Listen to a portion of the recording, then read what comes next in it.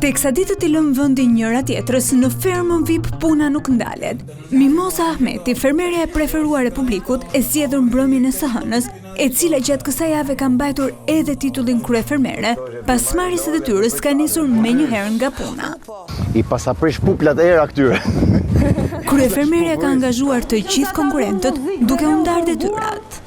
Kemi harruar të ushqejmë kafshët, janë harruar bajgat e lopës, megjithëse unë sapo mund ta ketë bërë dhe nuk mund t'i rrimëroje bajgës lopës. Në atmosferën dhe energjinë pozitive që kanë bizotuar këtë javë të parë, fermerët janë angazhuar ku veç lojës kanë sjellë nota humori, këngë dhe batuta. Përshëndetje, mirëmëngjes. Puna në fermë ka vazhduar me ritme intensive. Kujdesi për kafshët, gatimi dhe mirëmbajtja e ambientit shpesh janë kthyer në burim debatesh, duke treguar se presioni i izolimit po ndjehet gjithnjë e më shumë.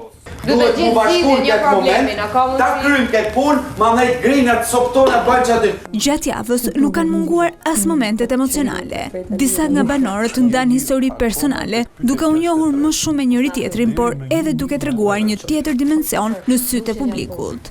Gjithashtu, aleancat e para në fermën VIP, por edhe përçarjet ka nisur. Gjatë këtyre ditëve nuk kanë munguar diskutimet e shumta, duke treguar edhe një herë se loja pritet të jetë e fortë dhe fermerët janë gati të bëjnë gjithçka për çmimin e madh. Një televotim i hapur që prej mbrëmjes së të hënës për të zgjedhur fermerin që publiku do të eliminojë, po mban në ankth Rafaelën dhe Xhesin. Por kë prej tyre do të shpëtoj publiku? Cila do të jenë sfidat që do të vënë përballë konkurrentët mbrëmjen e sotme?